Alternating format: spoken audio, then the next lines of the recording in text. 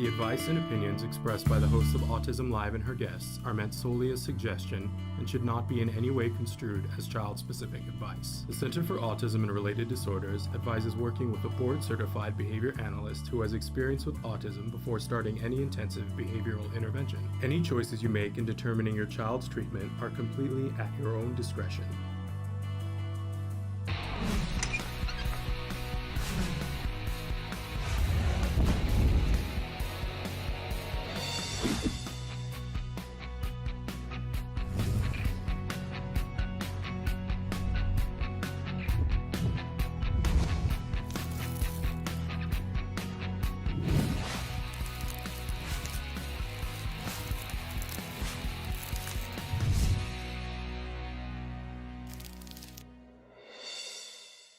Thank you, Dr. Grandin, for being willing to be with us.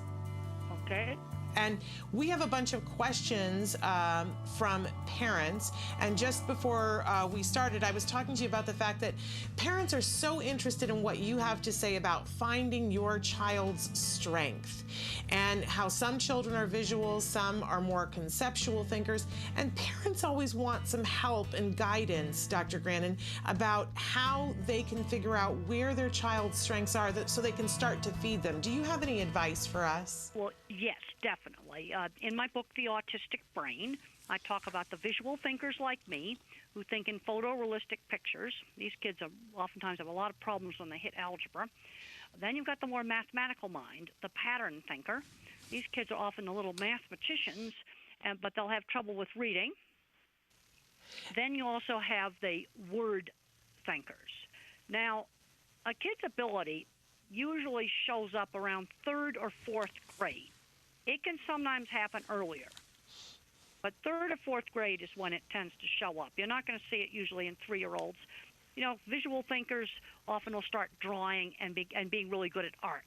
That's your hint. The little mathematicians are going to be good at math. And with mathematicians, don't hold them back. Don't hold them back and make them do baby math. Let them do more advanced. Math. If a 3rd grader can do a high school math book, let them do it. Word thinkers are often good at writing. Do you think that sometimes parents are trying to look for those clues a little too early? Do you think waiting till 3rd or 4th grade is the key? Yeah, they tend to look too early. My ability in art did not really show up until 3rd and 4th grade. Interesting. And so before that, your mother probably wouldn't have been able to see how great of a visual mind you have. Well, I can remember Valentines I made when I was 5, and they were just regular little kids' art. They were not anything good. Okay. All right. And now, Dr. Grandin, we are going to have an opportunity to see you on Friday. You are coming to Ventura, California for a Future Horizon event for a conference on Friday. And you're speaking about sensory issues. And this is an area where parents have a lot of questions for you about sensory issues and how can we begin to understand, if we are not on the autism spectrum, what sensory issues our child might be having. Well, one of the most common, and I had it, is hearing sensitivity. If you see a child holding his ears or he has a meltdown when he's in a noisy shopping center, that's very likely to be sound sensitivity. And sometimes that can be desensitized if the child can control the dreaded sound, where he can, control turning it on, control making it go off. Other kids have visual sensitivity. This is not my problem. But other kids will have this where they can't tolerate fluorescent lights. They can see them flicker. When they get tired, visual images may kind of break up into what one person called Picasso vision. You can get touch sensitivity. I couldn't stand being held. And that can sometimes be desensitized with deep pressure. And in my book, The Autistic Brain, I have a whole chapter outlining the sensory issues. And the other thing about them, they are extremely variable from sense to sense. You know, one kid will have hearing problems, another kid will have visual problems. And is it ever that a variable in terms of what time of day or other things going on? Were you able to be touched in some circumstances but not in others? Well, the sensory problems get worse when kids get tired. But one kid will have a touch sensitivity problem. Another kid will not have it. They are extremely variable, and they'll vary in severity, and they're going to vary into which sense is affected. Absolutely. And we're so excited on Friday to hear you speak on this event because it really is unknown territory for a lot of parents. You feel like you're delving in, and I will tell you honestly, as a parent of a child on the autism spectrum, it's so important. It's like, I think that most of us would give anything if for a day we could get inside our kid's head and experience through their nervous system what they were experiencing. It is really an area where a lot of parents just feel completely at sea, Dr. Grandin. Well, let's just imagine, for hearing sensitivity, a dentist drill hitting a nerve. Also, imagine your ears are a microphone, and it only has two settings. You can turn it off, or it's on super loud.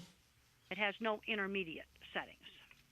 Yeah, now that my son is really, really verbal, it's fascinating to me that he'll talk about certain sounds and he says, oh, I can't be around that sound. And he'll say to me, it's like my brain is bleeding if I hear that sound. He said, every part of me, he says, feels like my brain is bleeding and that my bones are turning to water, which sounds terrible to me. Well, it's sensory overload. It's like too intense. Yeah. Is the problem. And I can't stand that horrible Dyson blade hand dryer that they have in the bathroom, but I tolerate it now. Now if I had to work in an office and listen to that constantly, that would not work. But, sometimes some of the sound sensitivity in little kids can be desensitized somewhat if they control it. One of the real bad sounds is when a microphone squeals. You get the microphone too close to the speaker and the speaker squeals. Well, let the child take the handheld microphone. He walks up to it, and when it just goes, then he can back off. Yeah. He's controlling it. Okay. My fear when I was a child was balloons popping. And one of the ways that could have maybe been desensitized is take a balloon and blow it up really tiny, and then I take a pin and pop it, and it barely makes a sound. Then we blow it up just a little bit bigger, and I take a pin and pop it. Where I am in control, that's the key. Okay. So when you're doing the desensitization, make sure that there is an element that the child is controlling for it. Absolutely. All right, that. Let's say the problem is throwing a fit at the supermarket. Well, let the child control how much supermarket he's going to tolerate. And when he raises his hand up, and there's a special signal, you're going to take him out of the supermarket. I love that. I absolutely love that. I think that's remarkable, which kind of leads me into the next set of questions, Dr. Grandin. We have a lot of parents that are talking about anxiety and how they can help their kids and teenagers especially deal with anxiety. Is that a control thing as well? Well, no. There's a problem in some individuals with autism with the fear system just being turned on in overdrive. In fact, my amygdala, the fear center, is larger than normal. Now, I want to emphasize, not everybody on the spectrum has this. This is where we get into the variability. But us visual thinkers, I've seen this a lot of non-autistic visual thinkers too, when we hit puberty, when I hit puberty, that's when the panic attacks started. It was absolutely horrible. It was sort of like being in a land with a bunch of lions stalking around, and that's the way my nervous system was acting. It was dreadful. And it's now controlled with a low dose of antidepressant drugs. This is where medication can make a difference. And the medications you should be using for this is not the antipsychotics, like things like Risperidol, Abilify, and stuff like that. You need to be using some of the old-fashioned drugs, like a little tiny bit of Prozac. I'm taking a little tiny dose of an ancient old drug called disipramine. And you need to make sure you use very low doses, because too high a dose, you can get agitation and insomnia. And I strongly recommend that people read the chapter in Thinking in Pictures. I have a chapter in there called A Believer in Biochemistry, which describes all of my experiences. And to read that chapter in Thinking in Pictures, I want to emphasize there's no new drugs that work any better than the old drugs. Most of the new drugs are what are called patent extenders. They're just Me Too drugs.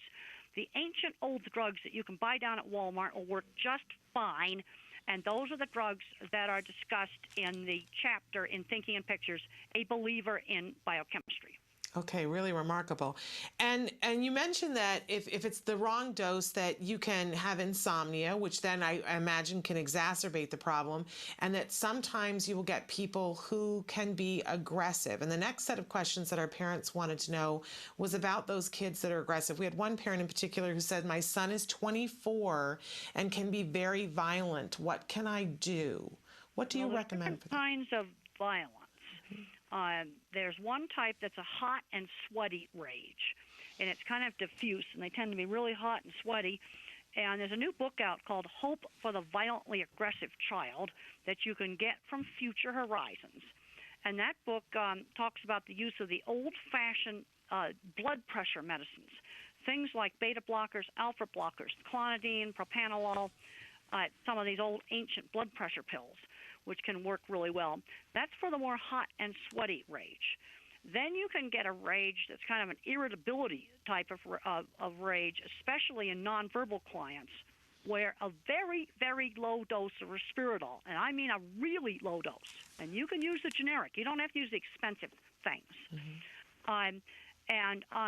Also in Thinking in Pictures, I talk about a doctor named Joe Hudgens, who worked with some of the worst clients in terms of violence.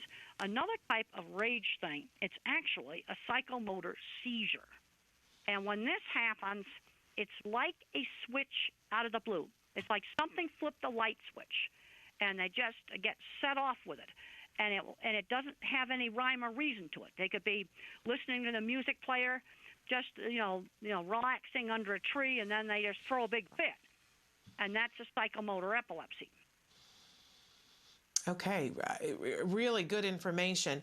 We have a question from a viewer that wants to know about explaining death and helping an individual on the spectrum to deal with the feelings and all the unknowns that come around death. And I'm imagining that you've experienced the death of a loved one many times throughout your life at this point. Temple, what can you help us to understand?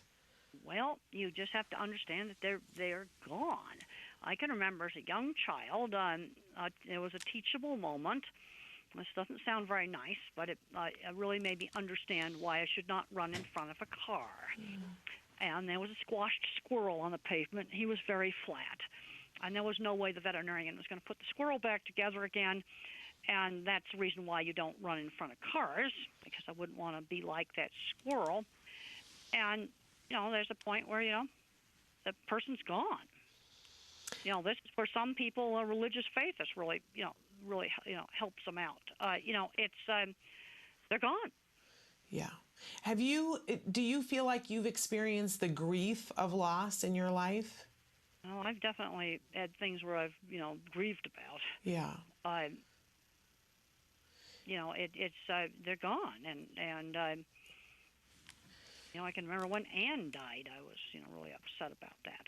That Ann is with the aunt out at the ranch. Mm-hmm. And how long did it take you to get to a point where you felt better? And was there anything that helped you to get over it? Well, I kind of wanted to remember them more like how they were alive, not what she looked like when she was almost dead. I can remember when she was all like really old looking and terrible looking and shriveled up looking. I like to remember, I've got this one picture that I show in my cattle handling talk of Ann standing in the middle of one of my corral systems, and I'd rather remember that, and I actually show that picture in my class. That's a good thing. Ann's in that picture. That's a good thing to think of, as you remember them the way when they were in their prime and remarkably happy. Okay. She was very, very happy, and she was standing in the middle of one of my very early corral system designs. Really remarkable. So I also have a bunch of parents who are wanting to know, the autism community seems to be very fractured at the moment. Like there are a bunch of different camps of people saying, we want you to use these words. We want to refer to autism. All right, well, refer to the camps. Just label them 1, 2, 3 of whatever, and I'm going to write down what they Okay. So it seems like there are a group of individuals who are on the autism spectrum who are offended a lot of the times when people say, well, we're trying to overcome things having to do with autism. They feel like we've attached negativity to the term autism, and they feel like there are a lot of great things with autism, and that when, for instance, up north, they said a thing about how they wanted to get rid of autism in our lifetime, and that, All right, that hurt their feelings. Let's simplify this. In other words, these are people on the spectrum that are against the idea of curing autism. Yeah, or even the language around that. Yeah. All right. Then you have then the next group. The next group is parents who think of autism as something that they have to help their child overcome, that they need to work on, and that there is hope for their child to overcome the more disabling aspects of autism. They're not looking. How you define overcome? I consider, overcoming, getting a good job that you like and supporting yourself. Yeah. Going to college, those would be things that would be, I would consider, overcoming it. You're still autistic. Right. I don't want to be like these guys that are sitting at home playing video games all day. Right. That's not a successful outcome. Right. And then it seems like there's a third group of parents who believe that their children have been diagnosed with autism, and their children are on the more severe end, and they don't have a whole lot of hope for their child making any progress, and they view autism as a tragedy.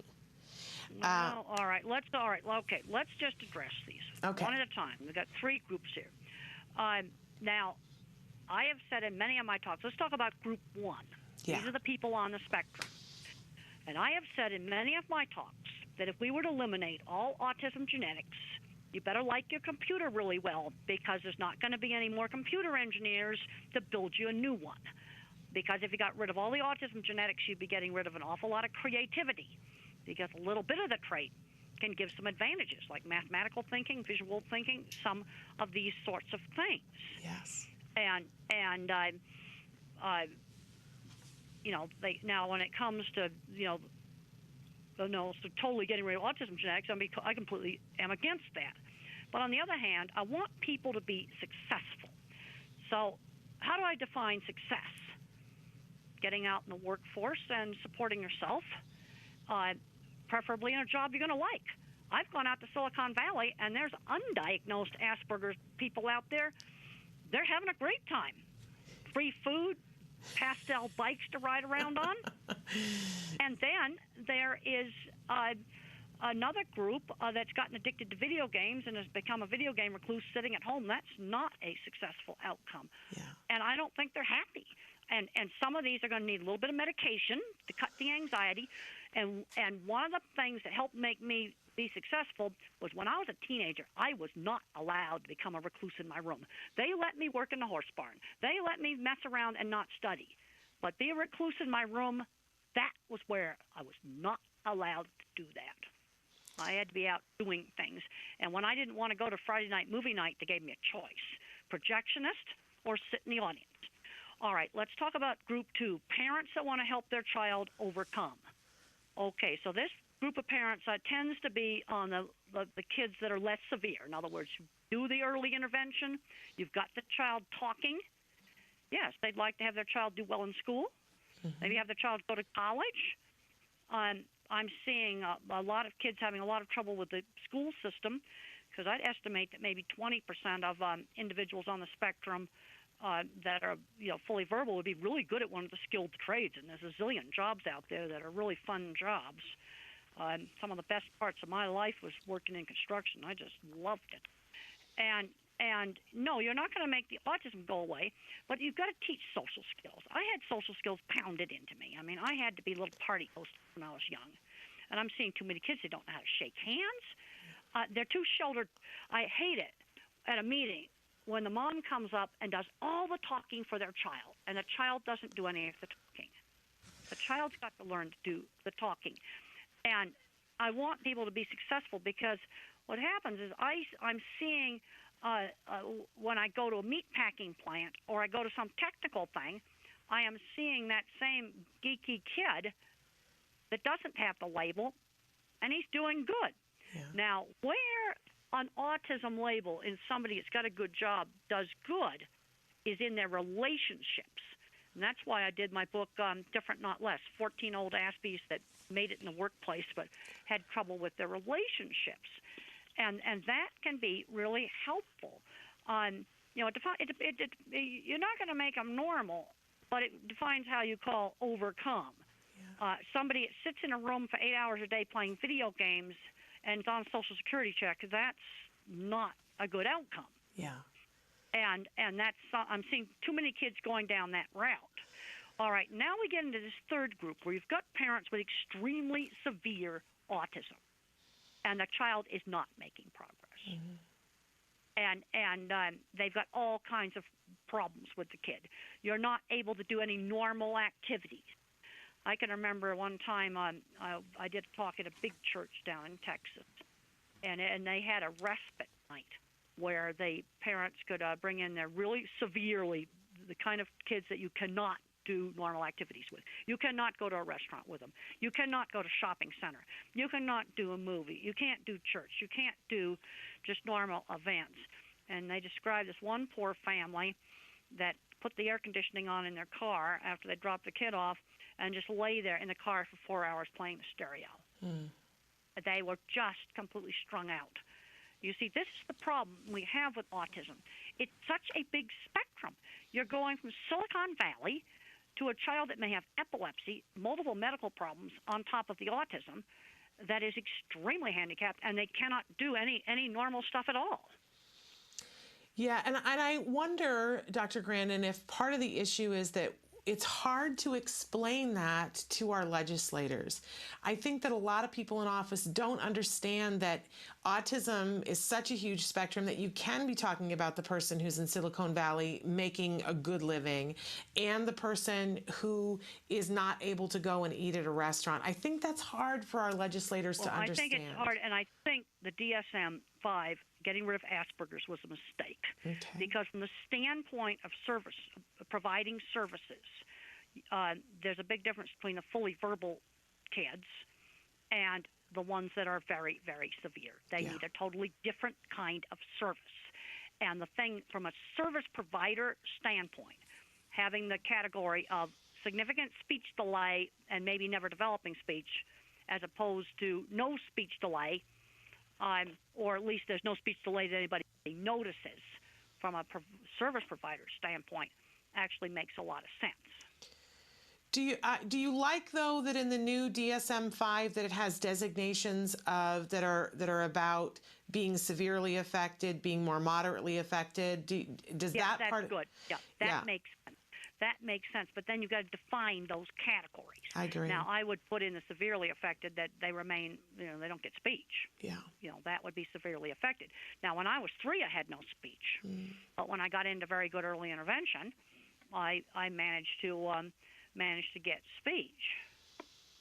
And we had the opportunity a week ago today that for the first time we were able to talk to your mom on the show, and it was a very exciting thing, and it was very thrilling for me to have an opportunity to talk with her.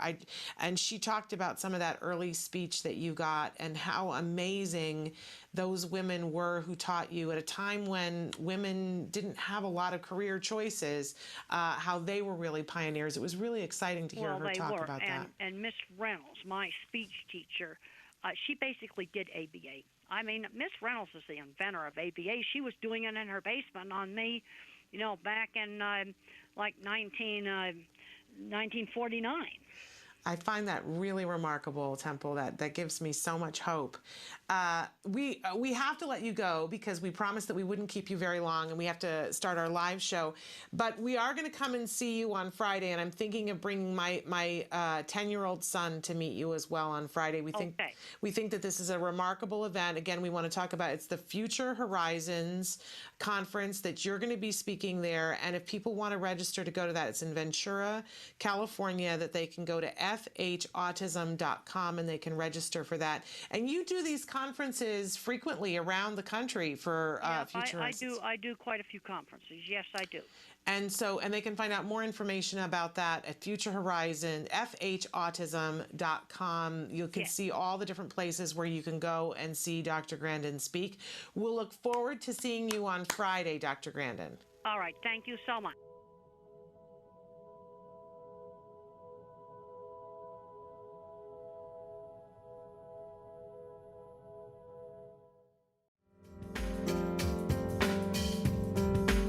Welcome back, everybody. It's World Autism Awareness Day, and we have with us in the studio Joanne Lara from Autism Works Now. We have with us on Skype Anita Lesko, and we have with us on the phone the fabulous, the wonderful Dr. Temple Grandin. First of all, Dr. Grandin, welcome back to Autism Live. It's great to be here. Thrilled to have you here, and Anita is here too. You guys have a book that is out today, written by Anita, but it's about you. It's Temple Grandin, The Stories That I Tell My Friends. I got to start, Temple, with asking you, why did you choose Anita Lesko to write this book about you? Well, I think we kind of just took each other. Anita, thought of the idea of doing it, and one thing I really admired Anita for is the fact that she came from a very poor background, and she started out working at a skating rink and at concession stands, and now is a very successful nurse anesthetist at the hospital. And she had kind of a work history, sort of like me, doing a lot of different kinds of odd jobs. I was painting signs when I first started. That's how I learned how to do freelance work, and then that morphed on into my cattle work. Well, and obviously the two of you share a similar sense of humor because there's so many things in the book that are funny. How did you guys realize that because you guys laugh a lot on the phone, I hear?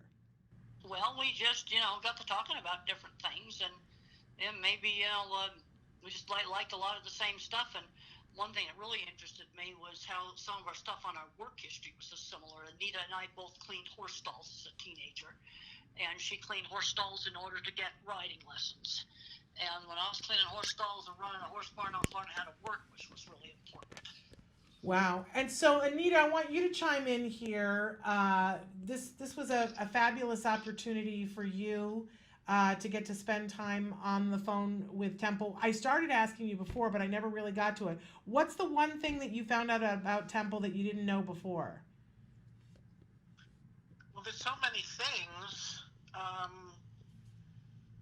I'm going to think about that for a minute. I mean, there's so many things. I think some of her childhood things were the things that surprised me most, that she just was like every other kid doing fun kid things. And I used to envision her walking on the beach when she found the message in the bottle that she was very excited about, and she started writing messages and putting them in bottles and tossing them out into the ocean. I thought that was a really fun thing, just to hear her talking about her childhood days. Well, I had, my elementary school childhood was really good, and we used to do a lot of stuff on the beach. I'd collect shells, and then we'd make mosaics out of them. Another childhood thing that my sister and I had rock collections when we were young. We used to smash rocks open and see what they looked like inside. But I was so happy when I got the message in the bottle, and then I started, throwing messages out there in bottles, and I would get about half of them back. I thought that was great fun. It was a fascinating part of the book. I was saying to Anita before that there was one thing in particular that I was shocked by, and I don't know if it's okay for you to talk about it here on the show, but I was fascinated by the exchange that you had with B.F. Skinner. Skinner. I knew you were going to say that. So I can talk about that on the show. I was an undergraduate psychology major at the time, and I wrote to Skinner, and he invited me to his office. And it was like going into to see the god of psychology. And I go in, and there's an old professor there, and I had on a dress at that time, and he asked me if I could touch he could touch my legs. And I said, you may look at them, but you may not touch them. And that was the end of that. I remember another thing with him, and I did write about this in my book, Animals in Translation. I said, B.F. Skinner, we need to learn about the brain. He says, we don't need to learn about the brain. We have operant conditioning. Well, I never believed that. And then years later, when Skinner got a stroke, he realized that maybe he did have to look inside the box after all. How's that for karma? In this year of the woman and this year of the UN General, them saying that it's this year the focus is going to be on women and girls on the autism spectrum, but it's also been the year of Me Too. And to hear you talk about B.F. Skinner, I just have to say, I have to applaud you, Temple, for saying to him, no, you can look, but you cannot touch. That's exactly what I told him. Was he surprised? I talked to somebody just recently about it that worked with B.F. Skinner years ago, and they said, "Oh yeah, that's B.F. That's the kind of stuff he did." Shocking. But what was his expression when you said that to him, Temple? Was he shocked that you said no? It totally ended it. And then after that, we went and toured his rat lab, and we got to talking about research. Well, I loved how you did. I was kind of shocked that that the great BF did that. And I loved how you talked about how it instantly, you went up to that building thinking that you were going to see somebody larger than life, and it instantly changed him in your mind. Oh, yeah, he had a giant plant, and that big vine that went all around his office. And he looked just like a regular professor. It was sort of like finding Oz behind the curtain. There you go. I love that. And Anita, were you shocked to hear this story? I'm never really shocked when I hear stories about men doing things like that. I found it actually very entertaining. But back then, in that day, he was actually before his time to do something like that. But actually, I was very impressed. Had I been in the situation and the guy said that to me, I probably would have been sort of speechless. I love Temple's comeback. You may look at them, but you may not touch them. I thought that was really slick. I love that. Really calmly and quietly and very slightly, because I was trained to always be polite. Well, and you were polite, but you had that firm boundary. I was impressed. I want for all of our young women to hear that. I thought that that was absolutely. And you know what? It ended it. Now, the situation where this stuff really gets to be a problem, I had a situation in one of my very early freelance jobs where there was a ranch foreman who wanted to have sex with me, and he was slapping me on the butt, and I pushed him off. And then, of course, he goes and tells the boss that the corrals that I designed for him did not work. See, the situation where you absolutely cannot deal with this is when it's a boss. B.F. Skinner was not my boss. He did not do my grades. Whereas the other guy was able to sabotage the project. You see, when it's a boss at work, that is a situation that just absolutely can be career-wrecking. And so what did you do, Temple? It was a real problem because he told the rancher, this guy was a foreman on the ranch, that the corrals didn't work. And I almost thought, well, I'm going to just have to give up designing corrals. But thank goodness that wonderful Jim, the contractor who had built the corrals, he was another really important inventor for me.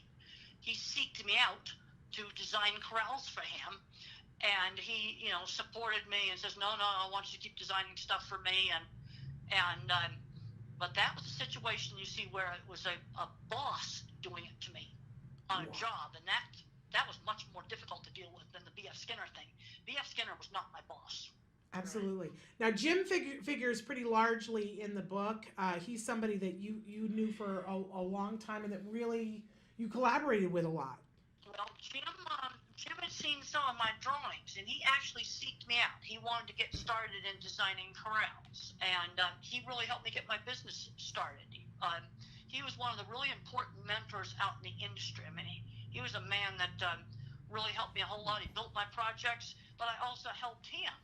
Now he's doing big, gigantic projects now for the Department of Transportation in Arizona and military bases and all sorts of things. But he was just a little tiny company in a little teeny small office in his house when he started. So we both helped each other. Well, but you've helped a lot of people, and I love that it's one of the things, Anita, that you featured in the book. Let's talk a little bit about some of the things that you were impressed with, Anita, ways that Temple has helped others.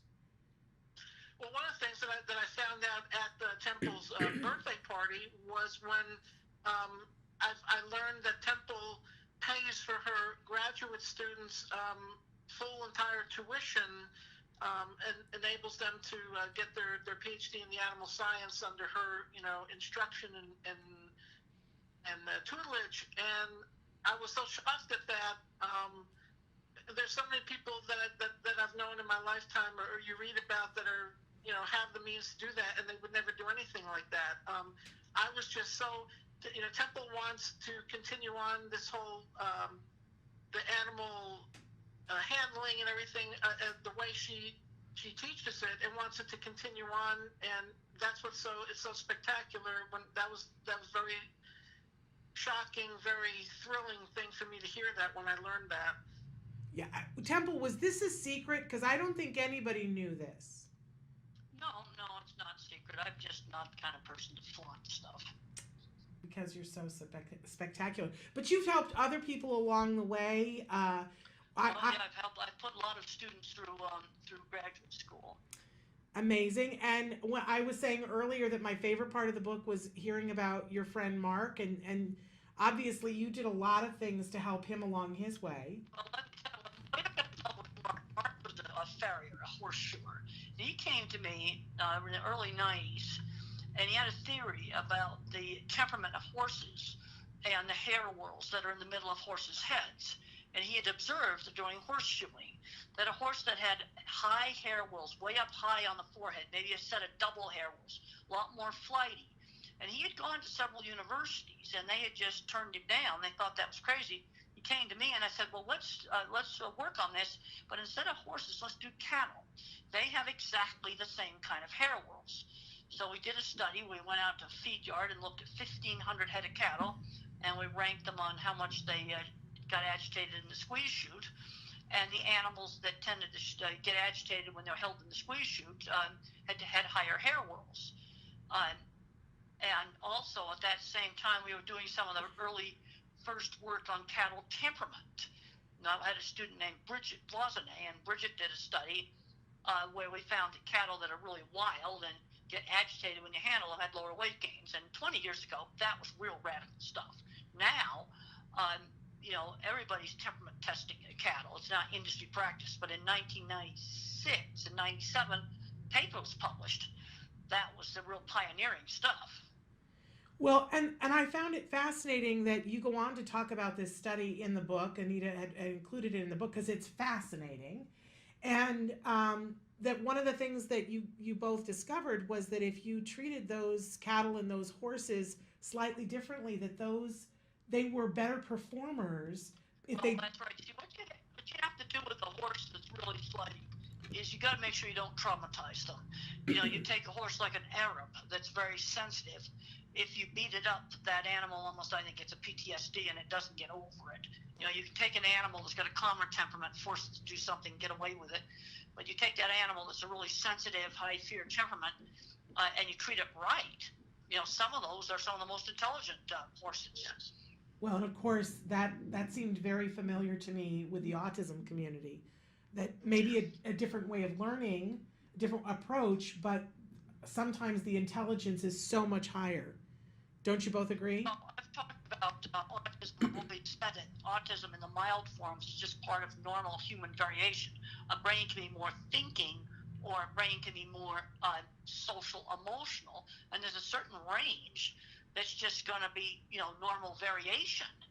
And I found a really interesting paper that came out in 2018, where scientists have been looking at genes involved with autism, and they're all brain development genes. And basically, what scientists are learning is that the genes that cause autism and schizophrenia are the same genes that give human beings a very large brain, and that autism is rapid early growth, too much, and schizophrenia is not enough later growth, and it involves the same things.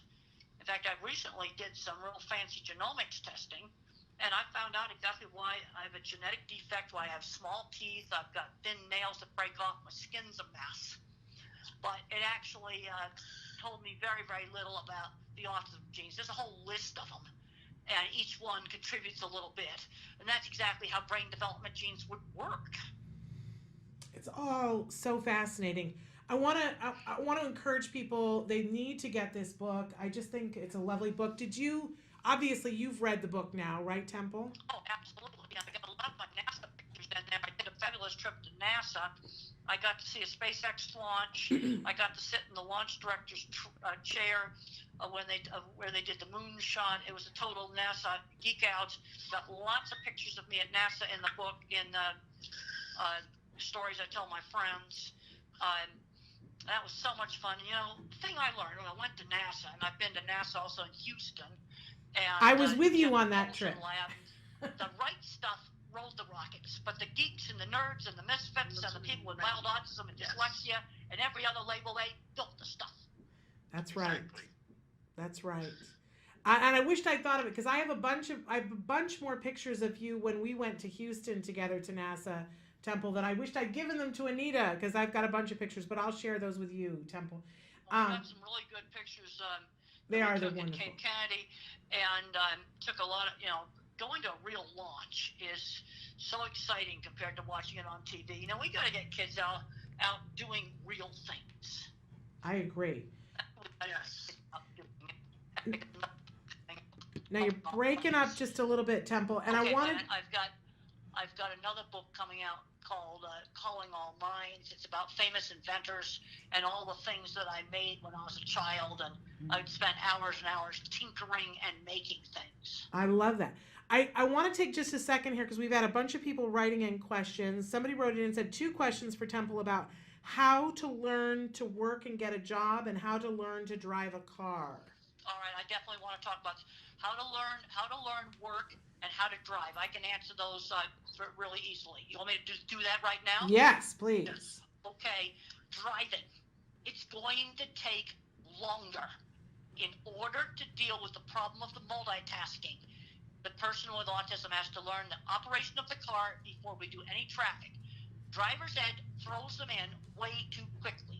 I learned to drive on my aunt's ranch where it was 3 miles up to the mailbox, 3 miles back, and by the time I did that all summer, I had done 200 miles of driving. Then we did traffic. So what I recommend is spend 20 minutes a day in a completely safe place, like a giant parking lot, back roads, learning how to operate the car before we do any traffic at all, maybe even before you do driver's ed, because they throw them in way too quickly. That's my main thing on driving. It's going to take longer. And then on learning how to work. The kids that are, coming of age now when they're in middle school, they need to be doing volunteer jobs. It's really important to start doing jobs outside the home on a schedule. Now, in some states, you can do regular jobs at 14, others at 16. Let's get 2 real jobs under that belt before they graduate. I would like to get rid of the problems with the transition. I'd like the transition to work done. Because when you look at a lot of older people, I have grandfathers coming up to me all the time, and they're finding out that they're on the spectrum when their grandkid is diagnosed. And granddad had a job all his life because he had a paper route at age 11, and he's been working the whole time he was in high school. And I think Joanne would absolutely agree. And so I want to move on to another question here. They want to know what's the best advice for caregivers who have newly diagnosed toddlers in regards to helping with relating and educating their children. Well, we've got to make sure we start doing some early intervention. And when I was 2 years old and a toddler, my speech teacher did a lot of work on learning how to wait and take turns. Do not wait 2 years for diagnosis. You've already got a diagnosis. He's not talking and his behavior's not very social and has problems. Teach these kids how to take turns, playing little turn-taking games, board games, maybe with a ball, throwing it back and forth. My speech teacher would speak very slowly to me, start teaching me words, but you've got to start working with this kid now. And the book I'd recommend, my books for that, is The Way I See It. And I'd recommend getting the book now, and you start working on this kid now. If you can get services right away, wonderful. But if you're in a part of the country where services are not available, then you need to get some volunteers from your church group, because the worst thing you can do with a 2-year-old that's not talking is to do nothing. That is the worst. Earlier we work on these kids, the better.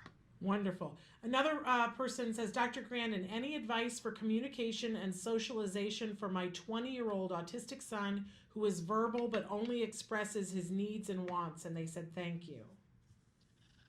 Well, the thing about an autistic person is you've got to get out and experience things, because you learn things by comparing it back to previous experience. And when I first did public speaking, I was scared, and I walked out of a class where I was doing public speaking. And you've got to get out and do things. Some of the things that helped me was being party hostess when I was 8 and 9 years old. I had to shake hands with the guests.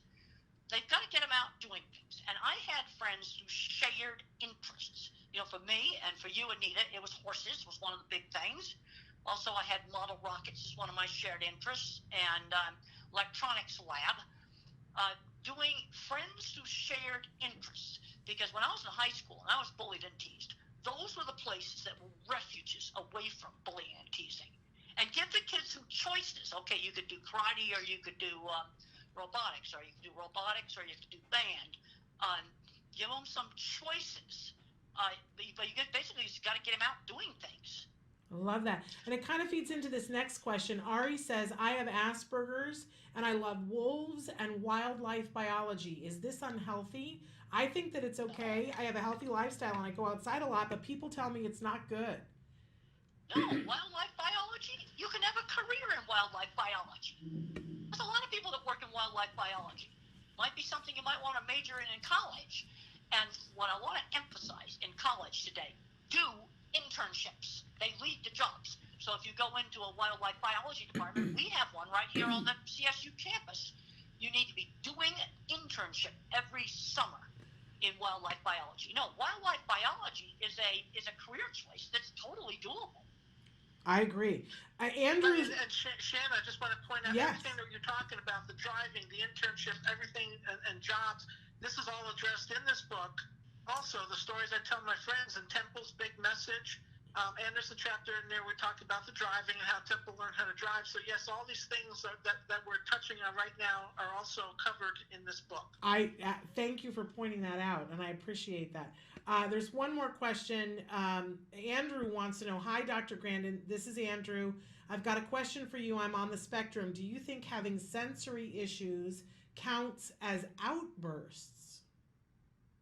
Well, sensory issues are a real issue. I mean, I had problems with sound sensitivity, and one of those ways to help reduce sound sensitivity is you have control over it. Like there was one boy who was afraid of the vacuum cleaner, and when they let him play with it where you could turn it on and off and control it, he finally got to where he could tolerate it better. There's a paper you might want to get. It's called Environmental Enrichment is an Effective Treatment for Autism. You need to type these 3 words into Google. Autism, environmental enrichment. And what you do in this paper is you stimulate 2 different senses at the same time, and you constantly vary the 2 senses that you stimulate. Now, I want to tell you an interesting thing on sensory about astronauts. There was the astronaut that spent a year on the space station, and when he got back, he had sensory sensitivity of his skin, with his clothes rubbing on his skin, really similar to someone with autism. Now, he didn't say autism, but what he described in an interview, he said it was a burning sensation. You see, and that's because his skin had no input, like his clothes didn't hardly touch him when he was in weightlessness of space. And it went away after a couple of months when he got back home. When he got back home, he jumped into the pool with his clothes on. He had sensory issues, but they were caused by a lack of tactile sensory input while he was in the space station in weightlessness. It's fascinating. So I think sensory issues for me is the number 1 top thing that needs to be researched in autism. Big number 1 area that needs to be researched: treatments for sensory problems. They range from being a nuisance to being very debilitating. Well, and Anita, you can chime in and talk about sensory issues too, because you have sensory issues. Yes. And it's part of what has led to you being discriminated against in your job. Don't you agree? Yes, of course, the loud heavy metal music, yes, being played in the operating room. Yes. But you are completely able to do your job at the top of your game, and if people were just respectful, these sensory issues wouldn't prevent you from doing your job. Right, I mean, it doesn't prevent me from doing my job, it just physically makes me ill, so by the time I leave at the end of the day, I have a raging headache and feel sick all over and totally exhausted, because that kind of massive sensory overload for 12 hours just really wears a person down. Absolutely. But I still do my job, but I'm the one who has to suffer for that. And it's very tiring. Exactly. You see, I still have problems with, if I'm in a noisy restaurant, I can tolerate it, but the problem is I'm basically functionally deaf. I can't screen out the restaurant background noise. If I want to have serious conversations with people in the restaurant, I'd prefer a quieter one. Absolutely. We had one more comment from Maya, who says, Dr. Grandin, this is Maya, who emailed you the other day about Stephen Hawking. And she goes on to say it looks like that she won't be able to see you in Athens, but she's wanting to know if you have anything planned in Atlanta anytime soon. Well, I have to look at the schedule. I think I got the pleasure of going to Atlanta, but I have to look at the schedule. As of remembering right now, in the close future, I don't remember anything in Atlanta coming up right away. Had you ever had the opportunity to meet Stephen Hawking? No, I never met Stephen Hawking. After he died, I looked up a whole lot of things about him, and there were some very interesting things that Stephen Hawking said. One of the things he said is since he couldn't move, this was in The Economist really recently, couldn't move and couldn't write, he had to use geometry to do all his mathematics in 10. I thought was really interesting, and he used Penrose mathematics. I actually summed it up online, and it's pure pattern thinking. Fascinating gentleman. And Maya further went on to say, Temple, I'm discovering a childhood obsession, which is from Roger Rabbit, the movie, and I want to start a collection. And she says, what are some other ways to work with this obsession? Because she's thinking of starting a collection, but what's another way she could work with that obsession? Well, if you're good at drawing, you could go into animation. Is one of the things that you could do. It kind of depends. If you wanted to teach, you could teach filmmaking to kids, teach kids animation. Now, when I was a young kid, all I wanted to draw was horse heads. And my mother always encouraged me to draw lots of different things. Take that obsession and broaden it out. Learn about how the Roger Rabbit movies were made.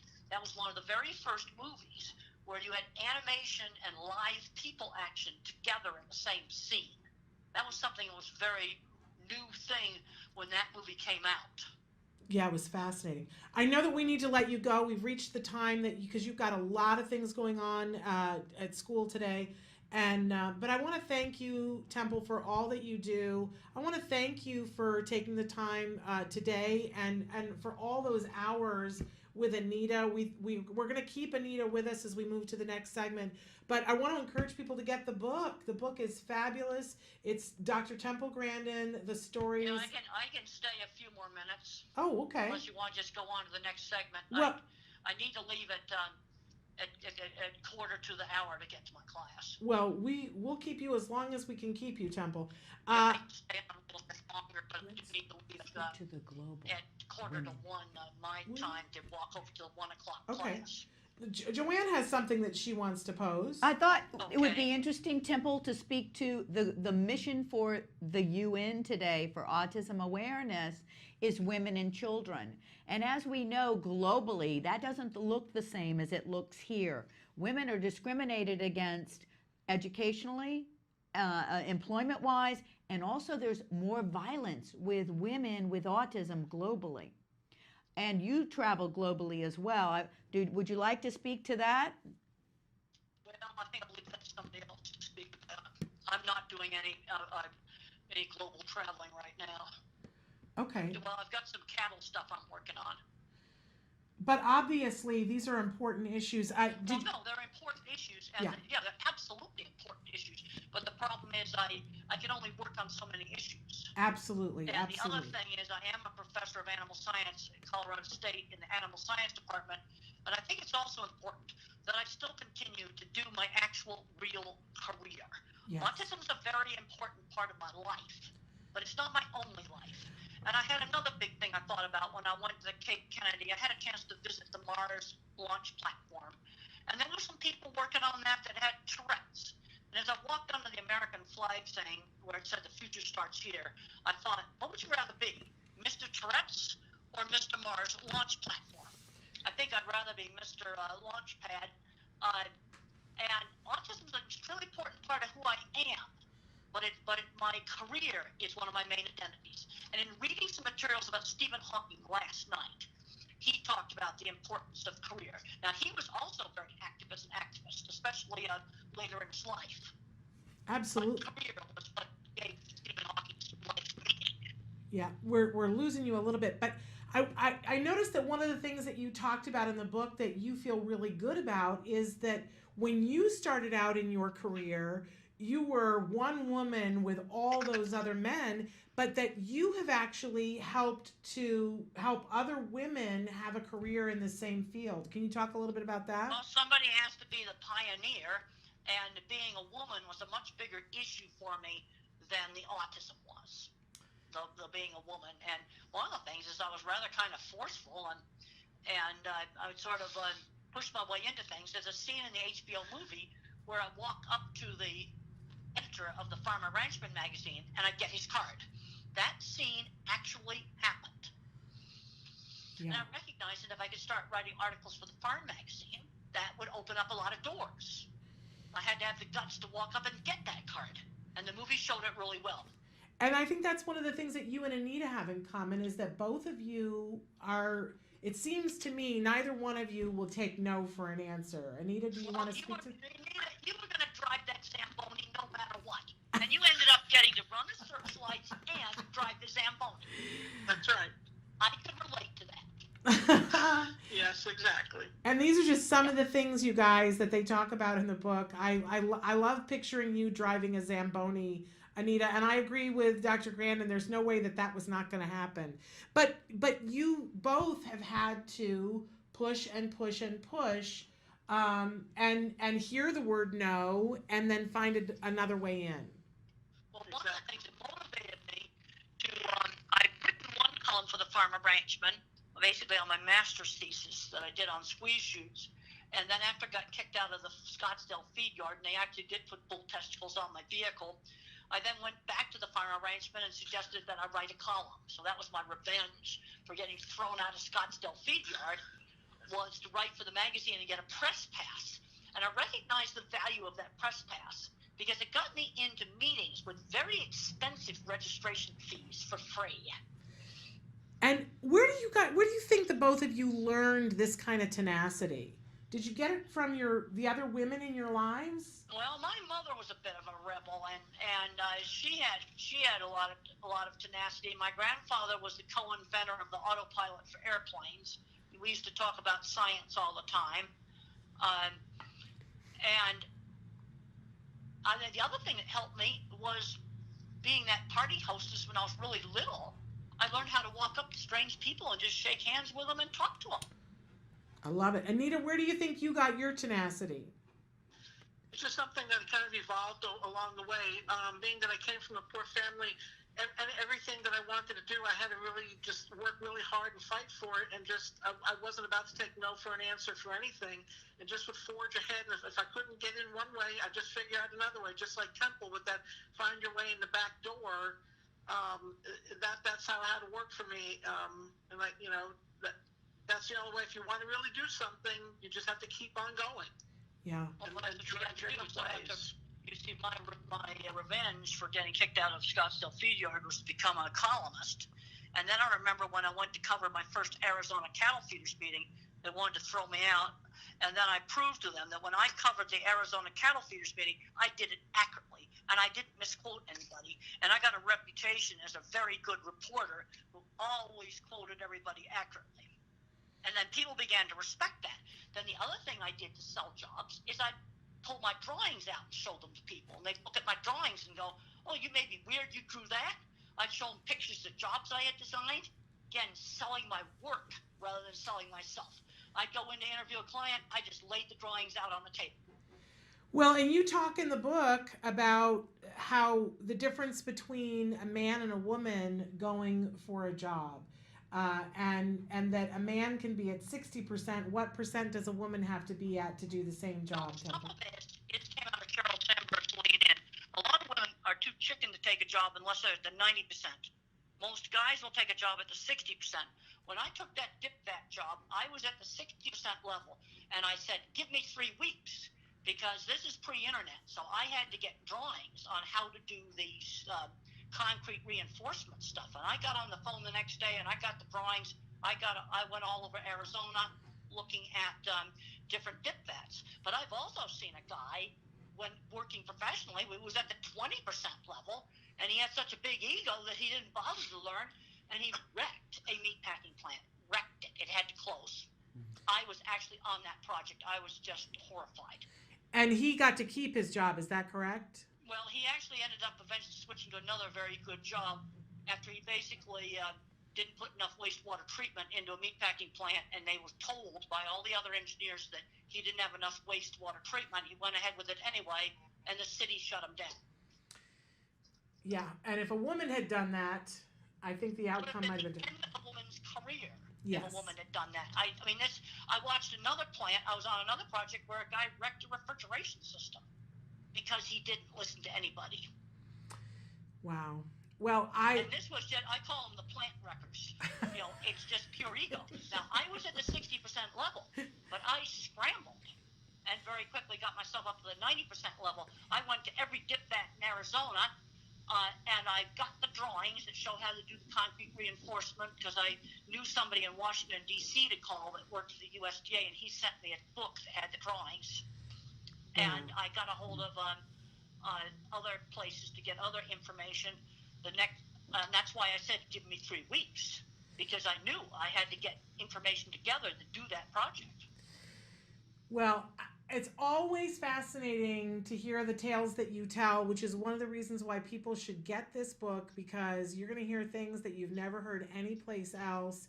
And it's just delightful. And not only that, you'll get to know Anita Lesko.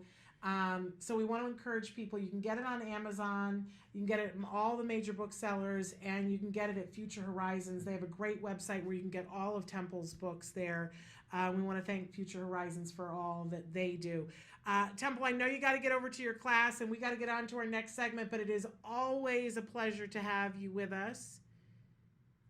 Well, thank you so much for having me, and I'm going to run off to class, and I hope I didn't fade in and out too much. Not too much at all.